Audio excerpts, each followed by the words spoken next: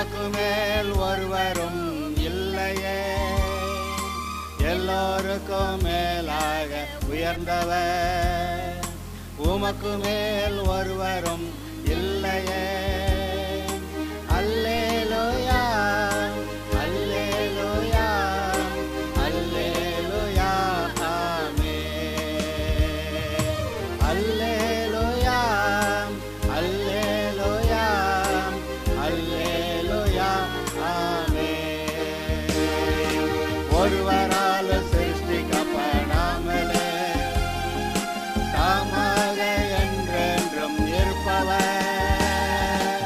ஒருவரால் சிருஷ்டிக்கப்படாமலே தாமாக என்றென்றும் இருப்பவர்.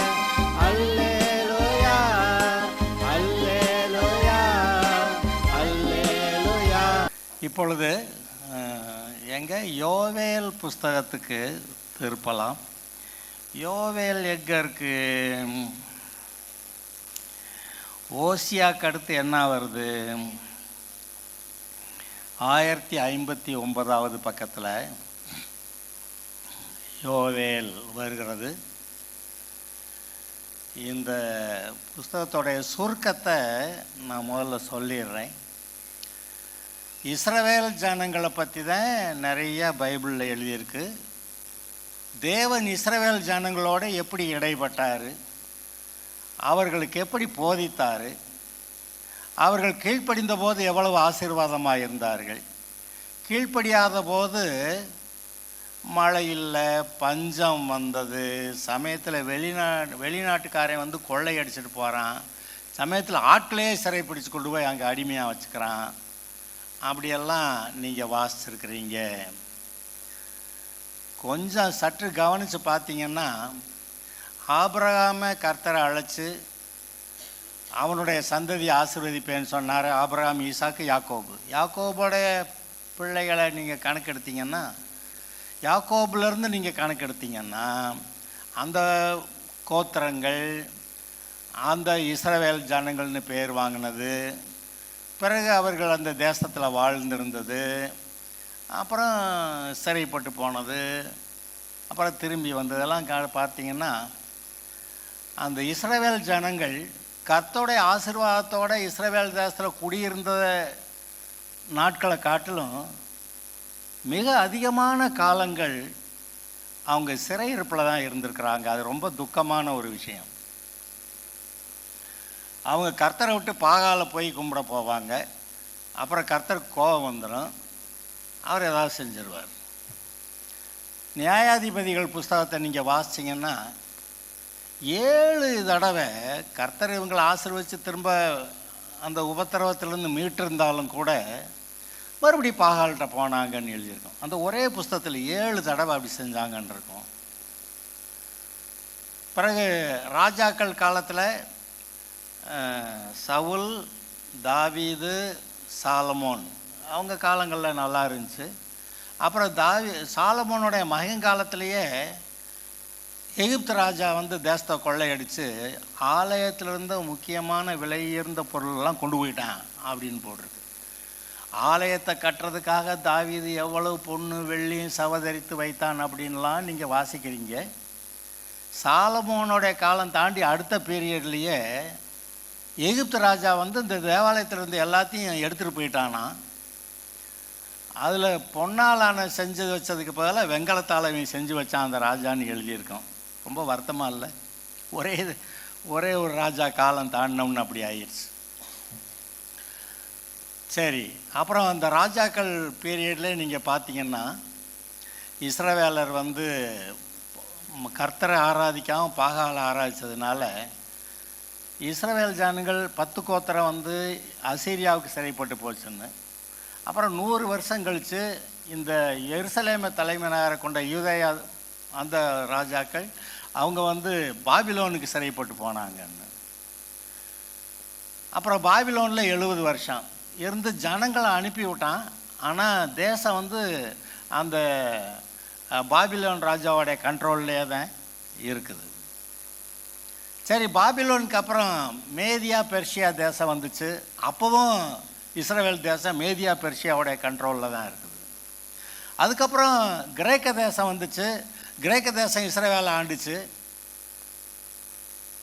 அதுக்கப்புறம் ரோம சாம்ராஜ்யம் வந்துச்சு. அப்போவும் இஸ்ரவேல் தேசம் ரோமருக்கு அடிமையாக தான் இருக்குது. ரோமருக்கு அடிமையாக இருந்த அந்த காலத்தில் தான் இயேசு பிறக்கிறாரு. அதை நீங்களாம் பார்த்தீங்கன்னா அப்புறம் இயேசுக்கு பிறகு 40 வருஷத்தில் இஸ்ரவேல் தேசமே அழிஞ்சு போச்சு. மொத்தத்தில் பார்த்தீங்கன்னா இஸ்ரவேல் தேசத்தை மக்கள் கர்த்தருக்குள்ளே ஒழுங்காக இருந்து ஆசீர்வாதமாக இருந்த நாட்கள் ரொம்பவும் குறைவு. இவங்களுக்குள்ளே என்ன தான் பூந்துக்குமோ தெரியலை, பாகால போய் கும்பிட போகிற வேணுவாங்க. அங்கே எலியா தீர்க்கதரிசி ஒரு தடவை சொல்லுவான், இஸ்ரவேலில் தேவன் இல்லை என்றால் எக்ரோனில் இருக்கக்கூடிய பாகால் சேப்பு இடத்துல விசாரிக்கிறதுக்கு நீ ஆள் அனுப்புன, அதனால் நீ ஏறின கட்டில் விட்டு இறங்காமல் சாகவே சாவடா அப்படின்னு அப்படியெல்லாம் கர்த்தர் கோபமாக பேசுகிறார். ஜனங்கள் விசாரிக்க வேண்டியது கர்த்தரிடத்தில் தானே, அதை விட வேறு எந்த தெய்வத்துக்கிட்ட விசாரிக்கிறதுக்கு நீ ஆள் அனுப்புன அப்படின்னு கர்த்தர் கேட்கிறார்.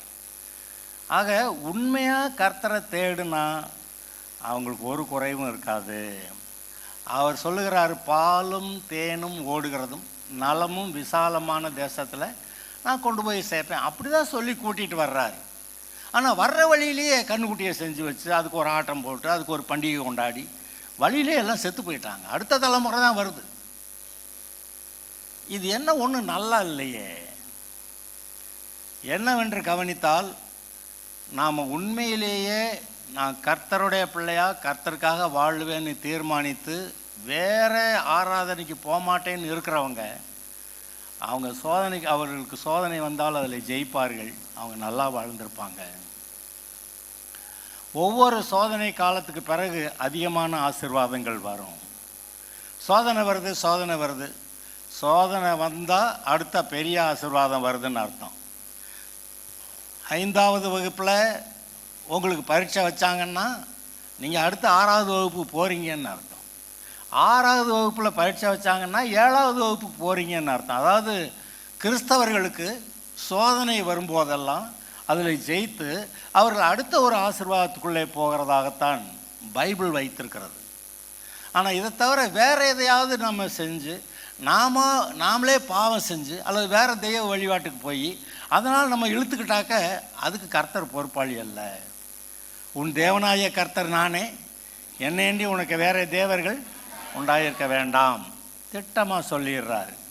அப்புறம் விக்கிரகத்தை செய்யவோ நமஸ்கரிக்கவோ சேவிக்கவோ வேண்டாம் அப்படின்றாரு. ஓய்வு நாளை பரிசுத்தமாய் ஞாயிற்றுக்கிழமை சர்ச்சில் இல்லாமல் வேற எங்கேயாவது போனேன், அதை கர்த்தருடைய நாளை நீங்கள் பரிசுத்த குலைச்சலாக்குகிறீர்கள் அப்படி பிடிச்சிக்கிறாரு. அப்போ கர்த்தரை நீங்கள் கோபம் ஊட்டலாமா, அவருக்கு எரிச்சல் ஊட்டலாமா, அப்படியெல்லாம் அந்த இடத்துல வசனம் வருது. ஞாயிற்றுக்கிழமை அது அந்த காலத்தில் சனிக்கிழமையாக இருந்தது, இப்போ நமக்கு ஞாயிற்றுக்கிழமையாக இருக்குது. நீ ஞாயிற்றுக்கிழமை சர்ச்சில் வந்து உட்கார்றத தவிர உனக்கு வேறு வேலையா அப்படின்னு சொல்லி ஒருத்தன் விறகு பொறுக்கினானா கல் எறிஞ்சு கொண்டுட்டாராம். கல் எறிஞ்சு கொள்றதுன்னா எரிஞ்சு கொன்னே விடுறது. அவருக்கு அவ்வளோ கோபம் வருது. இப்போ நான் இல்லாமல் என்கிட்ட வந்து உட்காரணுன்னு உட்காராம இந்த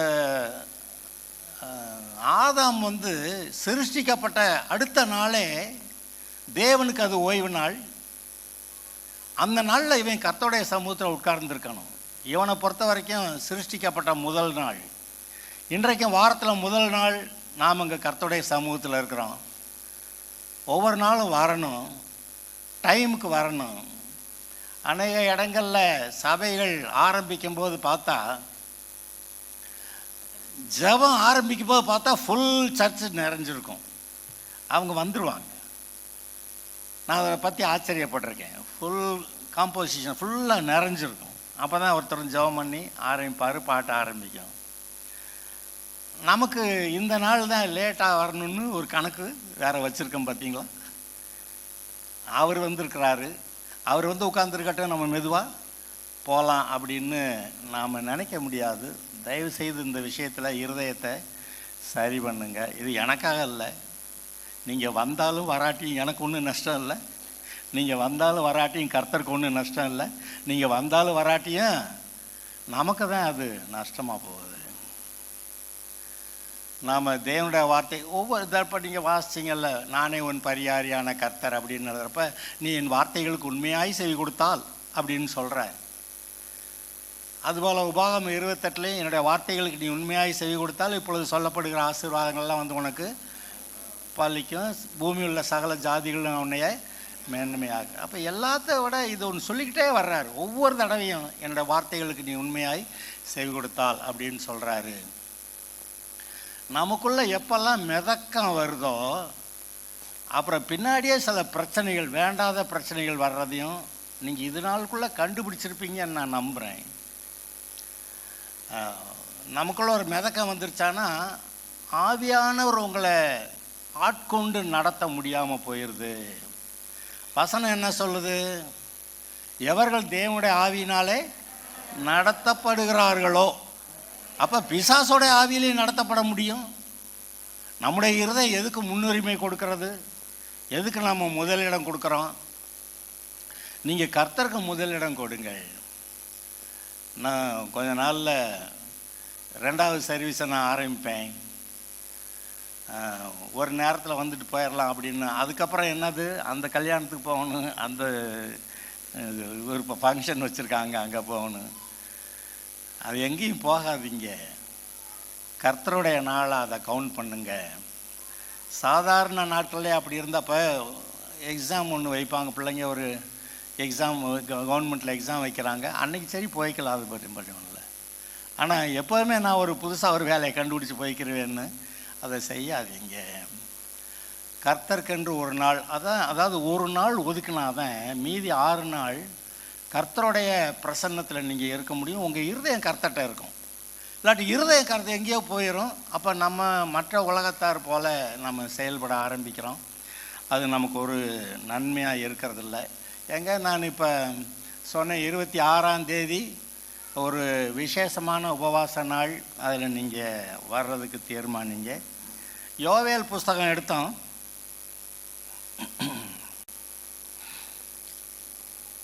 பெத்துவேலின் குமாரனாகிய யோவேலுக்கு உண்டான கர்த்தருடைய வசனம்.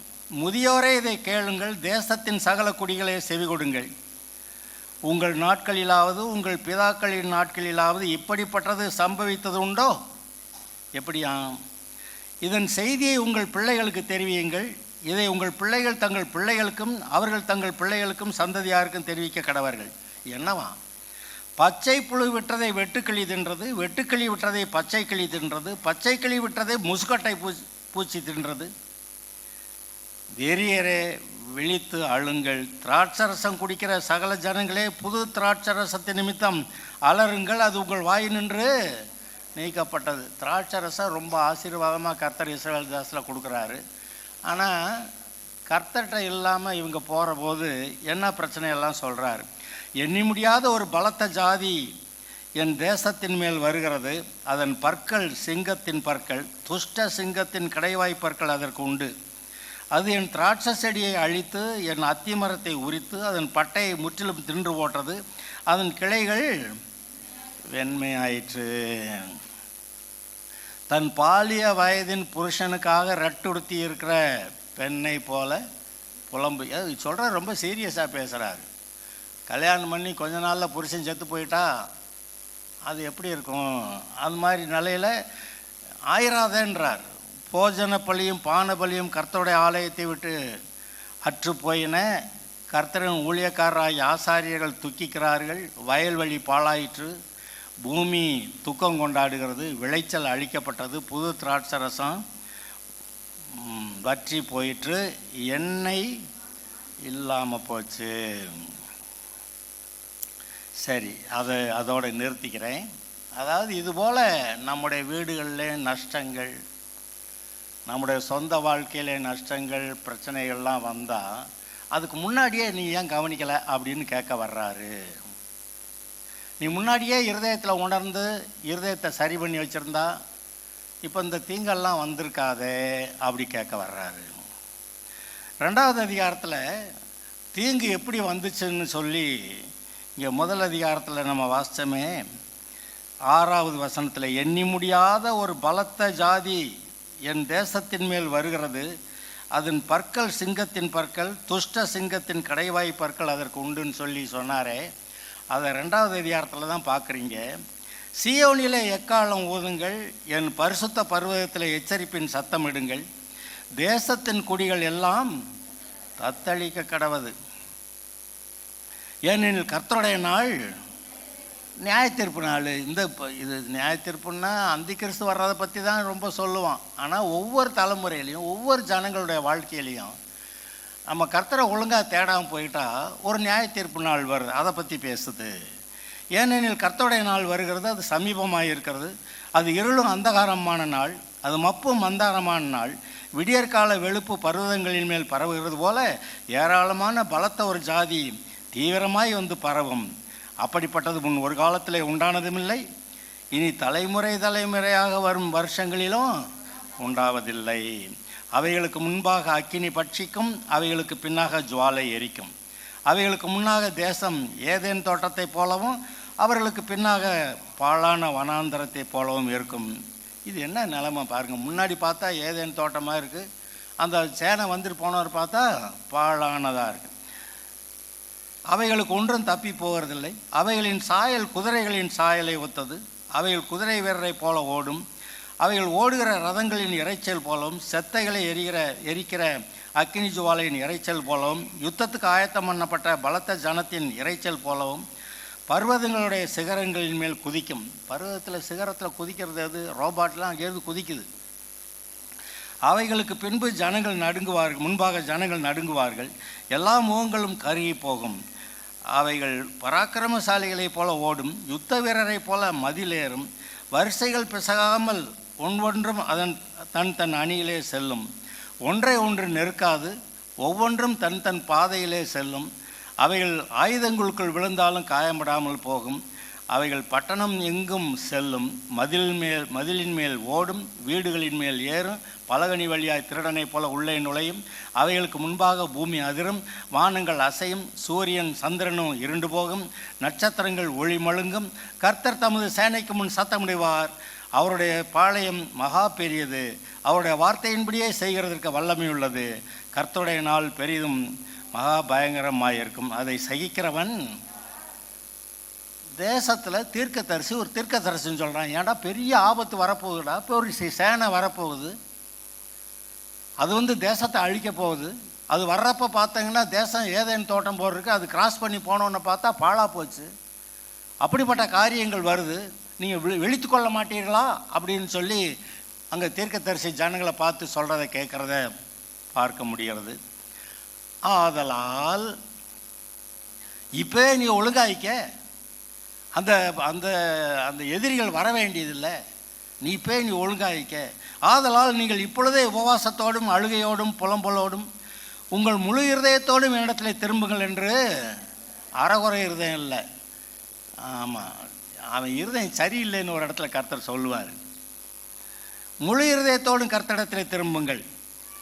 நீங்கள் உங்கள் வஸ்திரங்களை அல்ல, உங்கள் இருதயங்களை கிழித்து உங்கள் தேவனாய கர்த்தரிடத்திலே திரும்புங்கள். அவர் இரக்கமும் மன உருக்கமும் நீடிய சாந்தமும் மிகுந்த கிருபையும் உள்ளவர். அவர் தீங்குக்கு மனஸ்தாபப்படுகிறார். அட, என் பிள்ளைகளுக்கு இப்படியெல்லாம் ஆகிப்போச்சு அப்படின்னு அவர் வருத்தப்படுறாராம். ஒருவேளை அவர் திரும்பி மனஸ்தாபப்பட்டு உங்கள் தேவனாய கர்த்தருக்கு போஜன பலிகளையும் பான பலிகளையும் செலுத்துவதற்கு ஆசீர்வாதத்தை தந்தருளுவார். கர்த்தருக்கு காணிக்க போடணும்னா கூட உங்களுக்கு கையில் காசு இருந்தால் தானே காணிக்க போட முடியும். அந்த காலத்தில் போஜன பலி பான பலி அங்கே ஆசரிப்பு கூடாரத்துக்கு முன்னாடி செலுத்துனாங்க.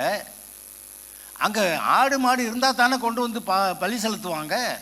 அவனுக்கே பஞ்சமாக போச்சுன்னா அவன் எந்த பலியை கொண்டு வந்து செலுத்துவான். அதே போல் நம்மகிட்ட காசு இல்லாமல் போனால் எப்படி கர்த்தருக்கு காணிக்க செலுத்த முடியும்? ஆனால் அவர் என்ன பண்ணுறாராம், இப்போ நீ இந்த நிலைமையில் போயிருக்கிற, நான் உனக்கு ஆசீர்வாதத்தை கட்டளையிட்டு நீ பானபலியும் போஜன பலியும் செலுத்துகிறவளுக்கு ஆடு மாடெல்லாம் கொடுத்துருவேன்.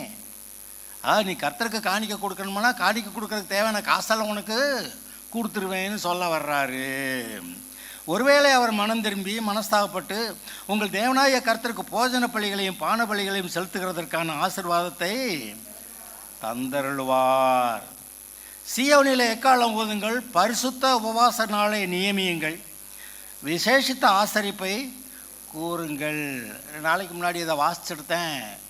சரி, நமக்கு தேவை போலன்னு 26ஆம் தேதியை நாங்கள் மார்க் பண்ணேன். ஜனத்தை கூட்டுங்கள், சபையை பரிசுத்தப்படுத்துங்கள், முதியோரை சேருங்கள், பிள்ளைகளையும் பாலுண்கிற குழந்தைகளையும் கூட்டுங்கள். மணவாளன் தன் அறையையும் மணவாட்டி தன் மறைவையும் விட்டு புறப்பாடுவார்களாக. கர்த்தரின் பணிவிடைக்காரராகிய ஆசாரியர்கள் மண்டபத்துக்கும் பலிபீடத்துக்கும் நடுவே அழுது, கர்த்தாவே, நீர் உமது ஜனத்தை தப்ப விட்டு புறஜாதிகள் அவர்களை பழிக்கும் நிந்தைக்கு உமது சுதந்திரத்தை ஒப்புக்கொடாதிரும். உங்கள் தேவன் எங்கே என்று புறஜாதிகளுக்குள்ளே சொல்லப்படுவானேன் என்பார்களாக. அப்பொழுது கர்த்தர் தமது தேசத்துக்காக வைராக்கியம் கொண்டு, இப்படி நீங்கள் ஜெபம் பண்ணீங்கன்னா கர்த்தர் தம்முடைய தேசத்துக்காக வைராக்கியம் கொண்டு தமது ஜனத்தை கடாட்சிப்பார். கர்த்தர் மறுமொழி கொடுத்து தமது ஜனத்தை நோக்கி, இதோ நான் உங்களை இனி புறஜாதிகளுக்குள்ளே நிந்தையாக வைக்காமல் உங்களுக்கு தானியத்தையும் திராட்சரசத்தையும் எண்ணெயையும் கொடுத்தேன், நீங்கள் அதனால் திருப்தியாவீர்கள். வடதிச சேனையை உங்களுக்கு தூரமாக விலக்கி, என்ன வடதிச சேனை வரும்னு சொன்னாரே, அதை வரவிடாமல் தூரமாக விலக்கி, அதன் முன்தண்டு கீழ்கடலுக்கும் அதன் பின்தண்டு மேற்கு கடலுக்கும் நேராக அதை வறட்சியும் பாழுமான தேசத்துக்கு துரத்தி விடுவேன். உனக்கு விரோதமாக வரேன்னு இருந்த அந்த வடதிசை சேனையை இப்படி துரத்தி விட்டுருவேன். அங்கே அதன் நாற்றம் எழும்பி அதன் துர்க்கந்தம் வீசும். அது பெரிய காரியங்களை செய்ய, எவ்வளோ நாச வேலையை அது செஞ்சிருச்சு, அதை நான் அப்படி தண்டிப்பேன்றார். நீங்கள் மனம் திரும்பி கர்த்தர்ட்ட உட்காந்து ஜெபம் பண்ணி உங்கள் இருதயத்தில் வஸ்திரங்களை எல்லாம் இருதயத்தை கழித்து கொண்டு கர்த்தர்ட்ட திரும்பி, ஆண்டவரே மன்னி, நான் என்னை உம்மிடத்தில் பரிசுத்தப்படுத்தி கொள்ளுகிறேன், நான் உமக்கு கீழ்ப்படுகிறேன், உங்களுடைய வார்த்தையின்படி நடக்கிறேன் அப்படின்னு சொல்லி வர்றபோது அதுக்கப்புறம் என்ன சொல்கிறார் பாருங்க, தேசமே பயப்படாதே, மகிழ்ந்து களி கூறு, கர்த்தர் பெரிய காரியங்களை செய்வார். வெளியின் மிருகங்களே பயப்படாதேயுங்கள், வனாந்தரத்தில் மேய்ச்சல்கள் உண்டாகும், விருட்சங்கள் காய்களை காய்க்கும், அத்திமரமும் திராட்சை செடியும் பலனை தரும். சீயோன் குமாரரே, உங்கள் தேவனாய கர்த்தருக்குள் மகிழ்ந்து களி கூறுங்கள். அவர் தக்கபடி உங்களுக்கு முன்மாரியை கொடுத்து உங்களுக்கு முன்மாரியையும் பின்மாரியையும் ஏற்கனவே வருஷிக்க பண்ணுவார். களங்கள் தானியத்தினால் நிரம்பும், ஆலைகளில் திராட்சரசம் எண்ணெய் வழிந்தோடும். நான் உங்களிடத்தில் அனுப்பின என் பெரிய சேனையாகிய வெட்டுக்கிளிகளும் பச்சை கிளிகளும் முசுக்கட்டை பூச்சிகளும் பச்சை புழுக்களும் பட்சித்த வருஷங்களின் விளைவை திரும்ப உங்களுக்கு அளிப்பேன். நீங்கள் சம்பூரணமாய் சாப்பிட்டு திருப்தி அடைந்து உங்களை அதிசயமாய் நடத்தி வந்த உங்கள் தேவனாகிய கர்த்தருடைய நாமத்தை துதிப்பீர்கள். என் ஜனங்கள் ஒருபோதும் வெட்கப்பட்டு போவதில்லை. நான் இஸ்ரவேலின் நடுவில் இருக்கிறவர் என்றும் நானே உங்கள் தேவனாகிய கர்த்தர், வேறொருவர் இல்லை என்றும் அறிந்து கொள்வீர்கள். என் ஜனங்கள் ஒருபோதும் வெட்கப்பட்டு போகிறதில்லை. அவ்வளவுதான். இது என்ன படித்தான், ஏதோ ஆபத்து வர்றது தெரியாமல் நல்லா ஒரு திணக்கத்தில் மிதக்கத்தில் அப்படி போயிட்டு இருந்தால் ஆபத்து வந்த ஒரு பாடு தான் பார்ப்பீங்க. அதுக்கப்புறம்தான் பிரச்சனை வந்த ஒரு பாடு தான் சிலர் கவனிப்பாங்க. நமக்கு முன்னாடியே தெரியும் பிள்ளைகளை கவனிக்கணும், இதை கவனிக்காமட்டா எங்கேயா மாட்டிக்கிறோம் அப்படி தோன்றப்ப செஞ்சிடணும். அப்போ கவனிக்காமல் விட்டுட்டு பெரிய பிரச்சனையெல்லாம் உண்டான பிறகு அப்புறமேலு அதை காப்பாற்ற ட்ரை பண்ணுறது அதுக்கு ரொம்ப கஷ்டம். இருதயம் சரியாக இருந்தால் ஆவியானவர் உங்களை நடத்துவார். எவர்கள் தேவனுடைய ஆவியினாலே நடத்தப்படுகிறார்களோ அவர்கள் தேவனுடைய புத்திரராக இருக்கிறார்கள். ஆவியானவரால் நடத்தப்படுவீர்களாக. சும்மா இதுக்கும் அதுக்கும் ஆசைப்பட்டுக்கிட்டு பின்னாடி உங்களையோ உங்களுடைய குடும்பத்தாருடைய வாழ்க்கையை கெடுத்துக்கிற மாதிரி எதுவும் நீங்கள் தீர்மானம் எடுக்கக்கூடாது. இது எல்லாமே நமக்கு தெரியும். ஏனென்றால் தேவன் நம்முடைய இருதயத்தில் தான் பேசுகிறார், நம்முடைய மனசாட்சிக்குள்ளே பேசுகிறார், நம்முடைய உள்ளுணர்விலே பேசுகிறார். நமக்கு நல் மனசாட்சி இருக்கிறது, துர்மனசாட்சி இருக்கிறது, தாழ்வு மனப்பான்மை உண்டாக்கக்கூடிய இந்த மாதிரி நிலைமையெல்லாம் வருது. பலவீனமான மனசாட்சிகள், குற்ற மனசாட்சி, இவைகள் எல்லாவற்றையும் வைத்து கர்த்தர் நம்மிடத்தில் பேசுகிறார். ஏன் நீ அங்கே போனேன், எதை பிடிக்கிறாரு?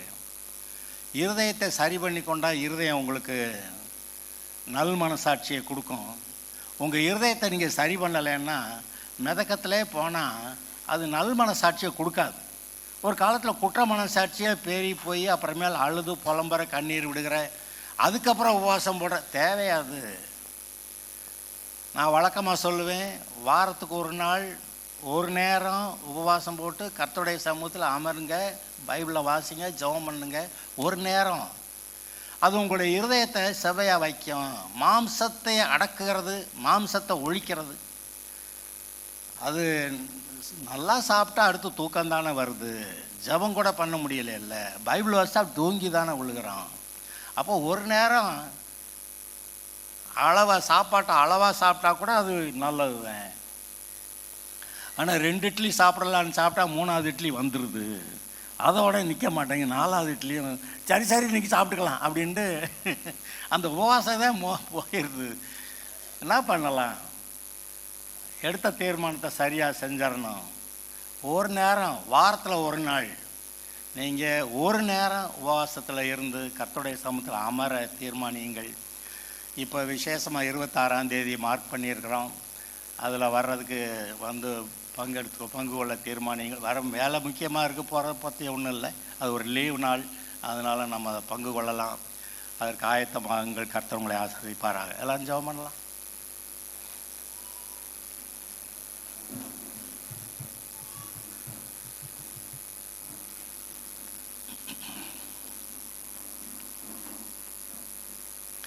இந்த பாட்டு பாடணுமே, அதுபோல் உங்கள் இருதயம் இருக்குதா அல்லது இருக்கணுமா, இருக்க வைக்கணுமா?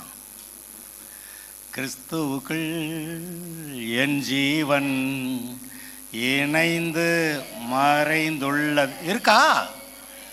கிறிஸ்துவுக்குள் என் ஜீவன் இணைந்து மறைந்துள்ளது.